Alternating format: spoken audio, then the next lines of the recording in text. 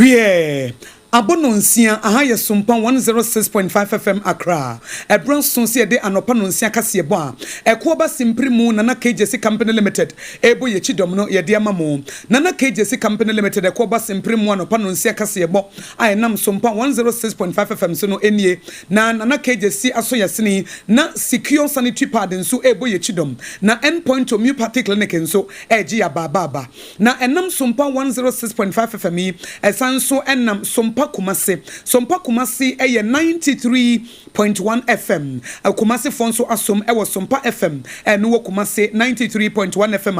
Ye sahene kese pe wo Kumasi a wo mu edi hene. Ayiko FM so eye 100.9 FM Kumasi. Adamfopa Radio eye Paris France. Sompa 101.1 FM ewo Takwa. Takwa de fo asom ewo Sompa 103.3 FM. Tachima fo ni ho agro ewo Sompa 106.1 FM. Ene sunyane si o say Eya Sompa 98.9 FM. Enkranza yene yeba no. Eya Sompa 90.7. Ena Domaya Sompa 101.3. Sompa FM decoder so ubenya yen. Ena Facebook Live momra hosesia. Eya Sompa 106.5 FM Accra. Eno eya Facebook Live. Ena YouTube. Eya Sompa FM Live. Na ya website eya www.sompaonline.com. Na ensema ya de sumono pay ewo Nana KJC anopa nonsia kase bomo no ebini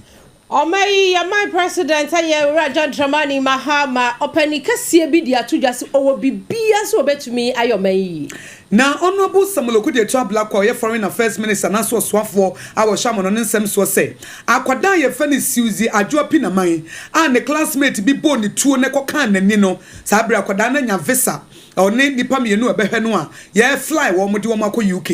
Abusua bi wasante emantemu kurokuma baako ano ne de akom sese wo mo patent ne wode ho Nigeria ni baby obepie Ghana ha wode emma ebo ba sibra wo chi Nigeria for mai we free Nigeria bepie Ghana pe na se bi otutu bra no de wo mo awura mu sa bre ya chi no court no se yemfa no ntum emfie porepore aduonu nkono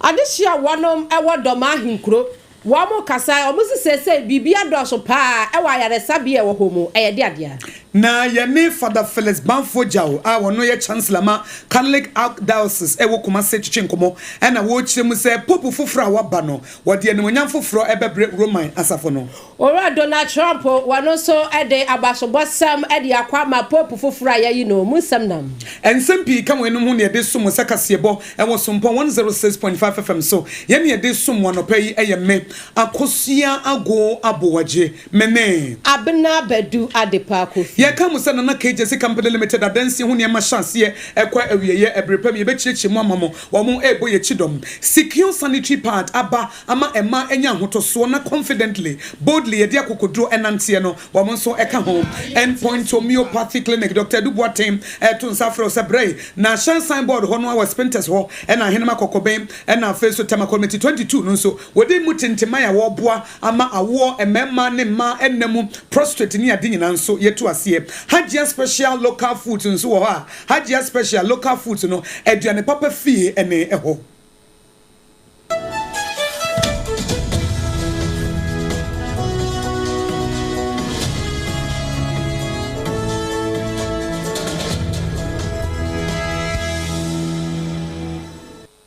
afei ensem no enchiremu nie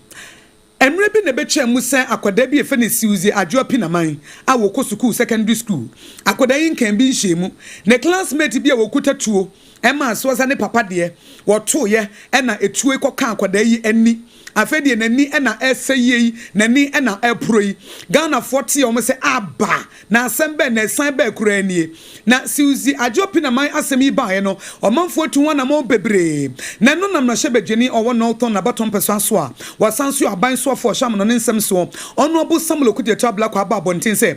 de nyame ya adom abaye wa siuzi adwo pinaman woni ne caregivers caregivers nipa mienu a wɔn hyɛ no no wɔn anya UK visas miensa etu ɔno ne deɛ baako caregivers ne yɛ mienu wɔn a wɔn bɛhwɛ no no ahyɛfoɔ no wɔn nyinaa anya UK visas a wɔn kɔ United Kingdom ne akɔ akɔhyɛ n'ani ne ntɛntɛm abasahara so mirika tɛntɛ ama ne ho atɔ no eti Honorable Kuteto Ablakwa ɔyɛ foreign affairs minister ɛde aseda emu oduro ɛma Ghana aban nam sini ɔwɔ United Kingdom sɛ wɔayɛ adeɛ paafis wɔn na wɔte sansam na wɔde ahopopoɔ etu anamɔ ɛma UK government nso ɛde tu mu sɛ yɛntra wɔn akɔda n'ani nsɛyi ɛno nti yɛmfa no ɛmra sɛ siuzi ɛne nipa mienu ɛka ne ho no wɔn anya visa ɛkɔ UK mɛmu na ɛno ɛna aba bɛpiem sɛ akɔda yi na n'ani ne sɛyi ana ɛsɛyi na ayɛ den pa ana ɔmanfoɔ kasa we de da benda ɛna akoda yi ho bɛtɔm na sese de nyame yi poma kwamu a wɔkɔ akɔpie United Kingdom na yɛhyɛ no Honorable Kuteto Ablakwa fa akonya no so ɛde aseda emu oduro ɛma Ghana aban nam sini a wɔwɔ United Kingdom Her Excellency Harriet Thompson wɔso wɔ no ɛna ɛyɛ adwuma pa ɛna de to so biem wɔde aseda piesie ɛma Bantema Mrashebedjani Honorable Francis Asenso Boakye wɔse Honorable Francis Asenso Boakye ɔyɛ Bantema Mrashebedjani no ɛna frɛ no no so Honorable wo yɛ foreign affairs minister akwada bia ni pro akwada bia ni sai etima omu so wɔse ɛnyɛ Honorable Francis Asenso Boakye na twe na agene ba so a enkonim etu ɔtwe na agene ba so no no so ma so ɛna Ghana ban nam sini ɛwɔ UK nso wɔno nso esu omu asese de visas miensa ba wɔn mu nyinaa wɔn ekro ɛna ɔsan de aseda emu oduro Emma Ora Ibrahim Mahama sa wɔse akwada ne plane ticket wɔkodu UK ha hospital bills ne nyinara surgery yɛbɛyɛ de yɛbɛyɛ bia ɛno nso ɔno Ibrahim Mahama no ɛda na bam a wɔbetua ne nyinaa na no na Honorable Samuel Kuteto Ablakwa ewie no wɔse wei kyerɛ enkabɔ mu ɛba yɛ ntɛm a de yɛbɛtumi ayɛ abɔ mu efi sɛ ɛyɛ NPP Mrashebedjani Honorable Francis Asenso Boakye ɛna yi na so tire ɛyɛ Honorable Ibrahim Mahama wɔno nso na ɛfa ne ho ka ɛyɛ Ghana ban nam sini ɔwɔ UK ɛna esuo mu wei kyerɛ sɛ unity is strength enkabɔ mu no yɛbɛtumi akɔyɛnim na ɔman no afa ne ntoma pɛfra sɛ abayewa ikɔ akɔpie UK ne ahwɛ n'ani no sɛ ɛbɛyɛ ne ho ɛbɛtɔ no abusua yɛwramu awɔ dɔma ahinkuro na Presbyterian ayɛ asabea ɛno no ɛwɔ dɔma ahinkuro mpanimfoɔ a wanum ɛhwɛ ayadeɛ wɔ hɔ ɛna ɛkasa yi wanum sɛ ne deɛ ɛkamea yɛ sɛ obia bɛba ayaresabea hɔ na wɔn bɛtwa ne nan ana wɔn bɛtwa ne nsa anaasɛ ebia ne nipadua na kɔ ne baabi yɛbɛyi afiri hɔ a na yɛ akwanhyia ɛnam so nso na yɛ moto akwanhyia na wanum kyerɛ mu sɛ ɛyɛ agyensrepe ɛwɔ ayaresabea hɔ dododo wanum sɛ bɛba bia anya ayiprage a na yɛ aboboya anya aboboya na yɛ moto ne nan ɛyɛ mienu wanum kyerɛ mu say emrante wa ne timoto so a wɔn mo kyɛn sɛ de wɔn ti roof tanze ebetuo so ɛnoa ne papa saa ahwɛyie bi anka ho ebi ɔhɔ de mo ade yɛde bɔ yɛtiri ho ban yɛ fa ne helmet yi wɔn ɛnhyɛ bi ɛnso sɛ de wɔbɛyɛ wrong overtaking wo gyina hɔ a wɔyɛm hyew na ɔpani kɛse a wopie mu ɛwɔ ɛyɛ pani ɛwɔ hɔ no mo agya wɔn ɛhwɛ APD no ho ɛnsɛnsɛm mu a OPD no ho sɛnsɛm mu a owura Emmanuel Godwin akwa wɔne sompa kaseɛ ɛkyɛkyɛ nsɛm mu. Most of the Nipana, Amontania Quensiana, averagely, age wise, now to be from 20 to 28. Of average, and Nipadon age wise, no more Montania Quensiana, that's where it is. We had the whole of this year on our records, no, and Ma Monqua, the Mutu no many accident here, by Dudona, Kayina, and Ranti, and as a man of Carnomi and Science, you are not. A man tells so many Dudona Babano, not you are no man Sakakra, when you are Quensiano, you call, or say, examine or finity to be seen as Muse, we pray how a prayer I see, obey in Indicano. The bottle na Tofia de marijuana na ye. Chamo be red. And no, it's of a higher dose. But no minimum coin for some millions and don't know your crew masi. And no more. A big page of Gina could be full. And he said, I'm not crowd a honor a Cassia. When it's a kit wavy, it's what the boom and the boom says a Cassia. Enti no said ora Emmanuel Godwin akwa church nsemuno wanum beba no na ayi akwanhia no asie dada no afei wo behwa kwabrane botom no na eniema agu ni botom no na anya asam ketua wakoso ade ne nsam atu dwache mu bio se efa na aye emabo a emamo a wanum anya mfinhia be se aduonu ekwa akosi aduonu wotwe wanum si yewura afi 2025 mu yi na wo mo hyase a wanum rekode ye emom duduo na na eye mmema na emom emu enumpe ena eyema eno so sei eno chire mu fai most often no cases by holding in no the kind pa accident be brain involve woman na moto na ko ba eminu no no di kan moto the one that has two tires na me pa me no peti me international no everyone na prayer at also na car taxis no so at also and sana most of accident bad in recent times no moto na ko ba eminu no no edi kan na prayer bia no ne prayer hia no akoba mem na atum pa kona manita ko boga temu most of am helmet for bicycle priane de isi bia one car na hia ama na kwan ho na car atwi no na prayer atwi no ti wo se na prayer na hwe ya na bicycle no na bia ne sama kwa kobu ana wapira mo se priana na ano nya de se moto mienu no ahia no moto ahia car ana moto mienu ahia na moto akobo obi no ready ana no de pa ko most of no sa moto bikes no ya omo na man na speed wo kakra nti se o de pin wo kakra bi kura because say enshana the steer na be ball no e ball ana impact no very huge. Ora Emmanuel Godwin akwa opiemo ewo doma ahinkuro Presbyterian aya sabia ewo ho no mo a wamo ehwe eye bia ya wamo fra ne ka shorties no ehwo no aprafo na aba no wamo na eja wanom ehwe shorti wanom kire mu ese afia yesi mu die akwanhia ne doso dodo ne nyina so ba yetwi obi na twi obi nsa etimrante wa wonu wampotem ho ehwe wo ho yi. Ghana Police Service abomodin akwache Nigeria ni dihye bia wo si Ghana ha ede emayiwa eye hookups be sibra ene abrabobone wo wie na sanyinsen ba no ono ankasa wa ma wunuro bi no wanom no de aye abortion eti ba bia wo de ma no edi sa adwuma no ateti ode wo mo fam no enya asem ketwa Nigeria ni be wonye mfie aduasan emienu eye 32-year-old Nigerian woman a Ghana ha en wotie ye fa ni Patience Gideon Gold na Patience Gideon Gold ni Gold na yesika kokko no wonfa anya adepa ono de ade bone ni abrabofi na sem kopie court ne se yemfa no nkoto prison nsawam enam akomako aduonu nson 29 years na so bo ade abo no se de fa ni human trafficking se wutimi wie nipa na wokoto wo mo na wode wo mo aba na wo hye wo mo ade wo ma wura ba sibram wo wi na wo ya abortion ma wo mo mpese wo mo be ye ne wo pa na wo bro wo mo no ye de sa so bo no nyina ebo no na sa record a empanifo chem se Benue State eno wo Nigeria ho no ehon wo sesa nkwada no efriye edo mo bai wo so oba house me de oba Ghana de hoye adwuma bebre wo ho enti momfa no akohu ebi mo parents anasa awofo no magya wo mama ayiwa mo se o momfa mo mra Ghana no mo maye adwuma o mo chem se wonya dru Ghana pet ne de wakwakwhye dan bi mo yesi han adwuma wo ba beye nie woni mema bededadeda na afe no wa sika na wo benya no na wo de amaye wo de sika no wan siri kra ma wo ho wo de an se wakwakwada ho na oba wa hem na de ebe ye obi ayaye wa wie pe na sika na ye de ama no na de ono pe na no de ama wo na wo ka se prostitution wo nye se bia na wonim se dunti no do baaye eti won tira wo ma ba ma bi ne won na pe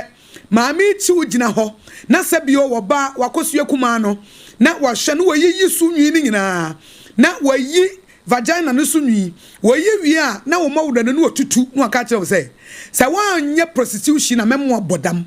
eti se wayi sabio wakosua no so enwi no na watu mo wure no se eno no no se wanye sa prostitution na se besi bra na wanye de a ene wo be bodam eti maiwa no suro nti ene wo munim se yanya ahunwi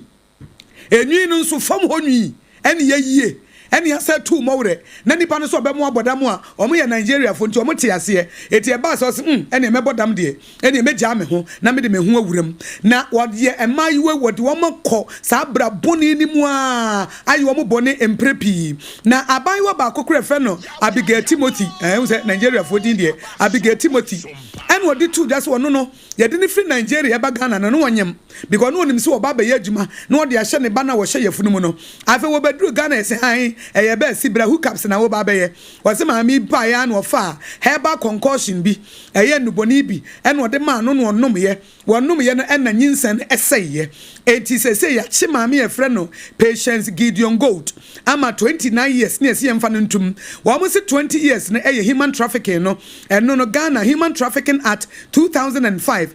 section 1 clause 1 clause 2 no watia and now we show Human Trafficking Amendment 2009 at 782 no so at 784 and also wabuso ɛna emfie num illegal abortion sɛ no nso so no wayi nyinsan to aguo wɔbrɛ no nso etia criminal offence act no section 58 ɛna emfie mienu no nso de ɛno yɛde ama no yɛ assault sɛ wɔbo wɔn bo a wɔbo nkwadaa no hyɛ wɔn no ɛno nso yɛ emfie mienu ɛno nso yɛde kan ho ɛno section 84 criminal offences act 1960 ɛno na gyina mu ɛna emfie mienu nso yɛde ɛfɛ no prostitution related offences ɛno nso yɛ section 274 clause 1 what criminal offences act no mu no 1960 ɛno nso ho soboɔ ɛne ekukuruye ɛne yɛde so ano na court no de 29 years ma ne wie no ɔse han wɔn mo yɛhu wɔn no yɛnsanfo wɔn nkɔ Nigeria wɔn mo yɛ Samuel Ahiagbo Jennifer Tiriwuba Abigail Timothy Happiness Kowaka Ena Rejoice Isaac yesi enformo ma anti-human trafficking unit wa Ghana Police Service mu na yensanfo mo nko Nigeria na mo nko mabusua ho a wono Patient Gideon Gold ne de efie aduonu enko no 29 years ene ede amano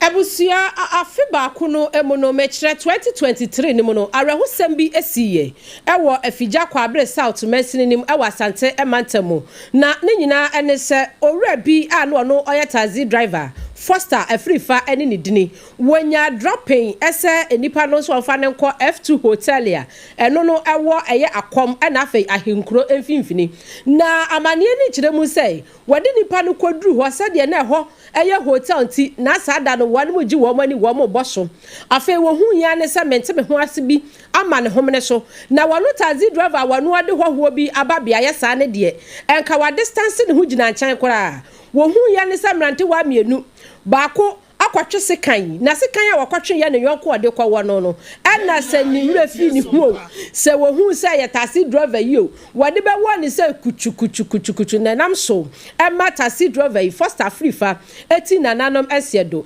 asam no ekwato ayekɔ bra saa na sesei no ɛnra akwato ekwa asetena Kwadia District Court na wanuma sanso atu asam no ahye mebusumi ya ne da toso aduonu enwotwe na wofo anafe na busuafo atentere na wo mo pe enti ne bra Kwofie ene samkyerefo twetwe nkomo Empesa de catch on say akwala ya be basa de awoka no be ba no mo awon sekaya kum na ya dikai akokot e ma na no the case we say and you na national akokot e kodu o mo say case no na je court and trust judge ma you do the mun di ti ya say judge no that is why me judge no e ko live until judge ko no do record ya no na e ko hono mo and I'm saying ti me ma so e no mo di ya say 28 no this month na me adoma duru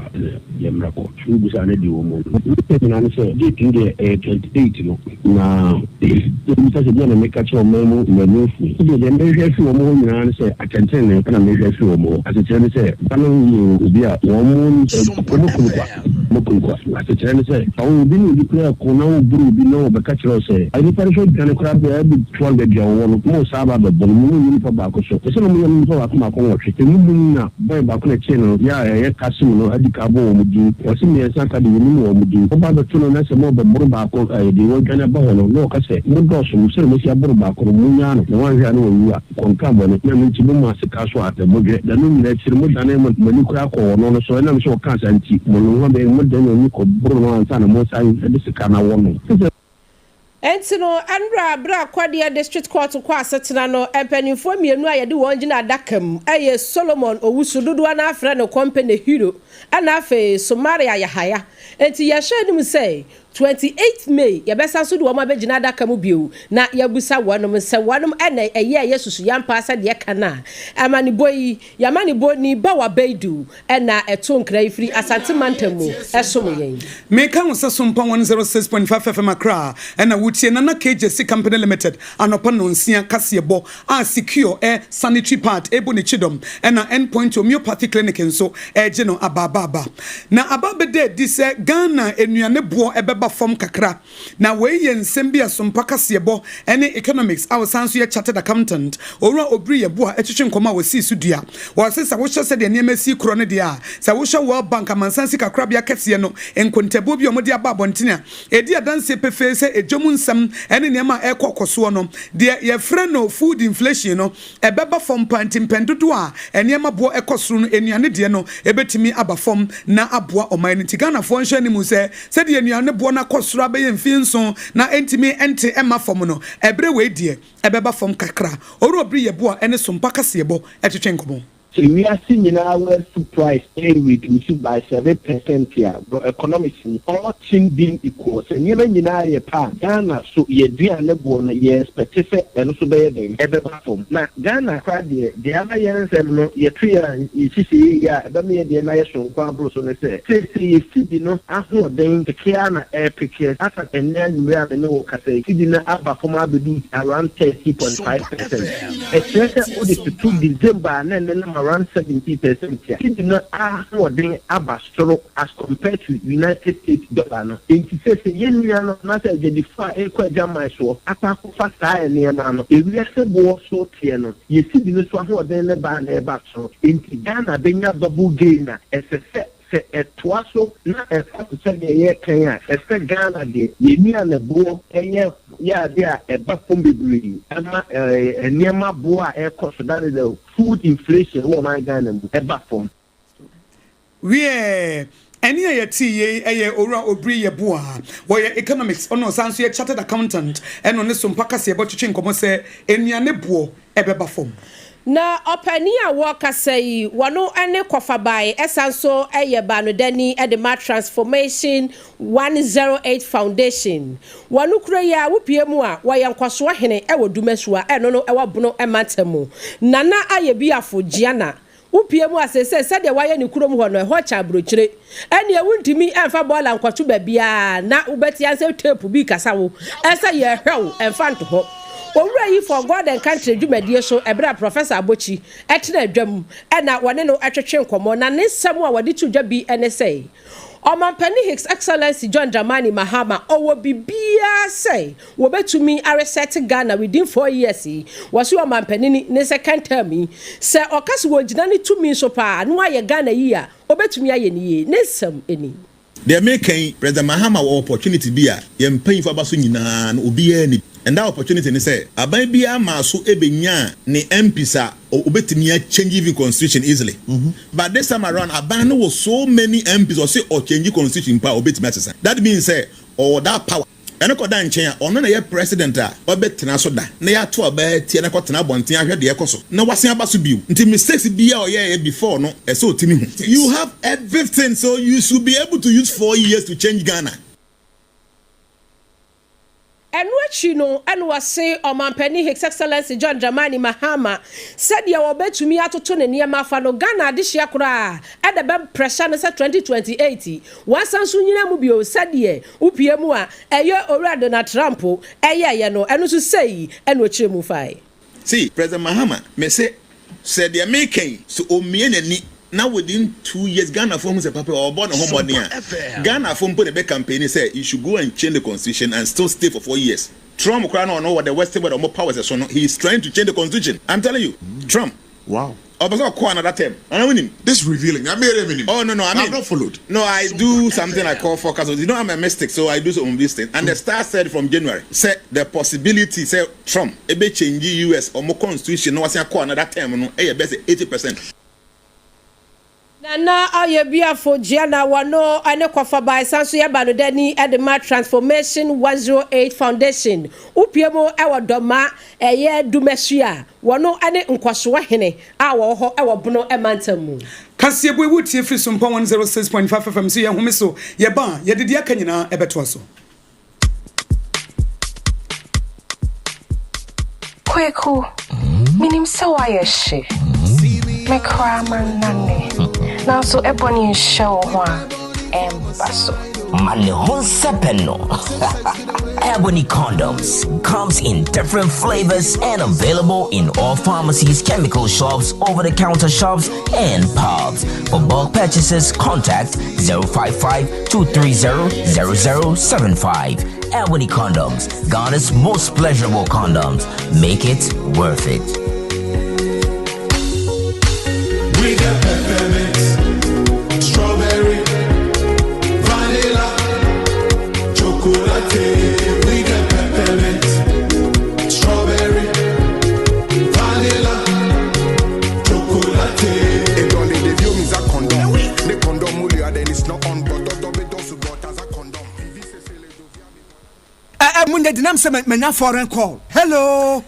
papa, what do Badu be a new? Say me feel London, echo US. Eh, na no crowd who crowd from me bo mamania. Na papa mo what to say? Awurade aduma haboko. Na ko jejesi, echo basim penemo. Dia waton adanse ho niam no so. Wo hye ho de. Oh, wo hye ho. Echo ba, mesi wo boduma kura sre kane no a. Na wodru US won so manfo bo ndin sa na. Eh papa US hakura de. Na ko jejesi company limited agi ba bia. Wo Holland, Germany, France, Italy, London, Canada. Eba adanse ho niam dia. Obia se na ko jejesi company limited. Na matese wo bie depo kesie bi e wo kasoa. E ho na wo bia koto adanse ho niam. Na eye no kura papa. Oh, eye no pa. A police station in Chenhua. Hey, a kuoba sempre monono. Onye mereda. She, we kura no me ensam and we be en fufuro yawo. Baku obu akwase paase kumase. And baku so poku ase nkran ha. Obi ase na kodwogesi eye bemaba. E wo dansi mu. Waton cement, iron rods, banding wires, and adua plywood and just said about dance roll. Te se bibia e de hye e dansi ase de ko wie. Depo no nyina nso eye tufo bo. Wo du ka mu a, wo kodwa free.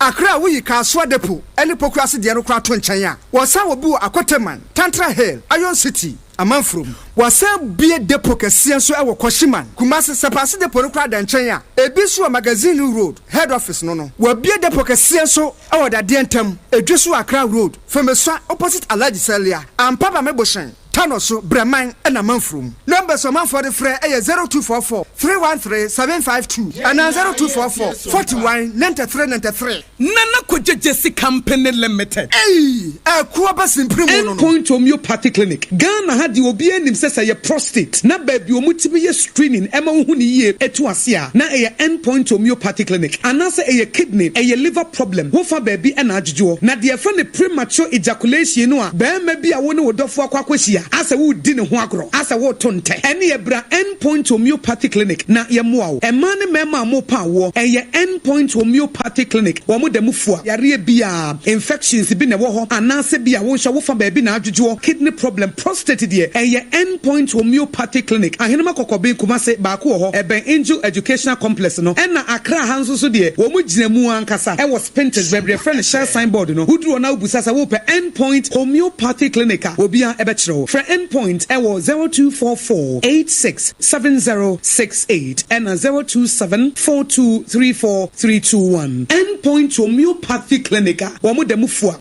Hey, mido. Edrano pa wutimi to boase. Echichiwusi yo. Ado. Na so ni se medie. Me the yas toothpaste and the brush and the twitwi mesima minya homka. Sentina ye bokoi na me die me all time favorite Yas herbal toothpaste and then the brush aboa me ama sesei menum so a enwunu anasa de ehia me semfimfem me biem na won hwese me se aye fita sesrecha homa na eti brightens Yas whitening toothpaste and then the brush and me di hwimese entina wo se efe na Yas total care gel toothpaste and then the brush ne die ebo wo se ho ban demu ne nyina ema wonum ye sham. Oh yes, Enukratrodo. Yas Herba, Yas Whitening, and the Yas Total Care Gel Toothpaste, and then the brush. Ebusian Chamfa. Sawo Pedudu 2 Ewon Kran ha. For Leicester Ghana Limited, and was 050-161-9588. Leicester Ghana Limited, and the Yas Toothpaste mo ahodo, and then the brush abejaso abeboye.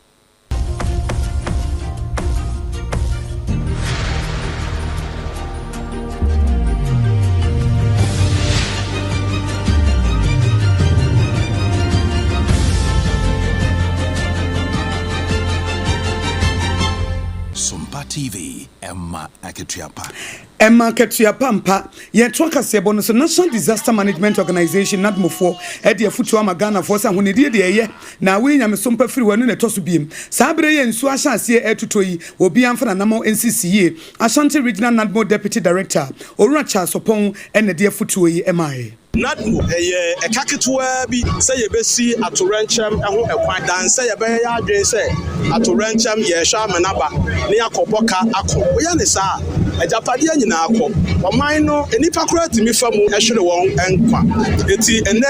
ensuo ana yi ne ti a ahyase a eto enche pi ensuo beto ebe yiri nsuo yira nipa nantie ebe yi wo haw mwa nantie ebe yi wo haw obi antimi nko obi antumi ma dwumadie nyina esei dwadie antimi nko so ti yesra omanfo esu yira nyina so eye nipa ene yoye enwura ya totugu bọọlụ mu ene yesu ni yeban sabio janan ebia na nsuo to ayakobie gata kese na ajanan na mu yehwie bọọlụ gum na enwura fufu wo mu se wo man yakofa yakane tete kwasafudwuma anasa communal labor no na yeye bi de boa wo yamantam ni yamansini mu a saa atorenkyem wa ye nsuo di ya edi nipa nyane nyina no eto obetwa Owuno chance opon ena santimantem wo ye nadmo panyini pa bedi akire ena wone ye nsenchironi bawa beidu etwetwe nkomo na yeto kasebo no so no ye nyina ye nim se Poplio the Great ye 14th no sabre ye yi no epie na no ena Sompa kasebo ye ne chancellor Emma Catholic Archdiocese ewo komase Father Felix Bafoja otwetwe nkomo apam dada hot bite no nsia kasebo mu no num pa mu ba no nsia hono wone ne twetwe nkomo no wo chem se oh opanyi fofura wa bai ebe wapa ama Roma ya safo no wo manima banyam na wode ntotoye fofura ba na wo mudwumadie nso atimi akonkan na cardinal so ha aduasa miensen ko hyiaye no eno mu nyina agye atomu se we die Pope Robert Francis Provost a wono sesi efe ni Pope Leo a wotoso dunan no ono eno mo pe no asumdie betimi abawiase afa na nyina ebirise no ni atade a Christ odi ja ya ansa na otu akọ esoro o se masumdie ena mede mamo enye wiase die ni de na emom eye ono na sumdie tade be ya Christ na sumdie betimi atna sa ati so nti e wo se eba atentene ne eye adwuma ebe ye adwuma ye tisi enya na konkra obetimi edi enim kan amasa ansempei ato ewiase enipa nyina asumdo makoma so nkanka empanimfo a edi amaya do animu asasi so amasa asumdie tinya tiatesi adru baabia eno ne yehwe ede afi ya na konkra yayi mfufure Efutuwe ni akwanche nyina efi chancellor Catholic Archdiocese ewo kumase Father Felix Bafoja wano enene apam dada twetwe nkomo ewo hot bar te kase eboso eno enumre na wo obi man sumu nsam wa ye gyina so ne ye de kase yi abaweye mu ye nyina ye nim se enura ene Vatican City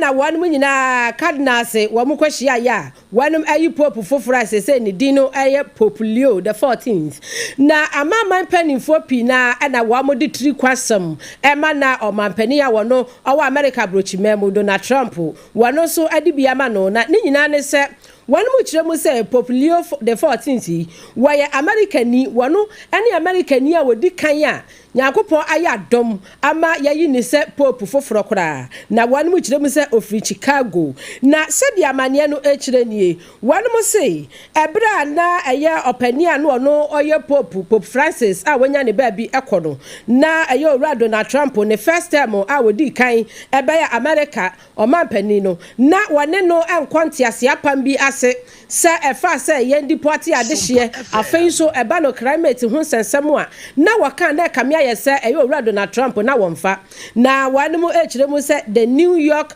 Times na a report ya one mu se ebra na Pope Francis a wono anya ne baabi koye sesei yayi Pope Leo the 14th wono wo shia Donald Trump ba ko pe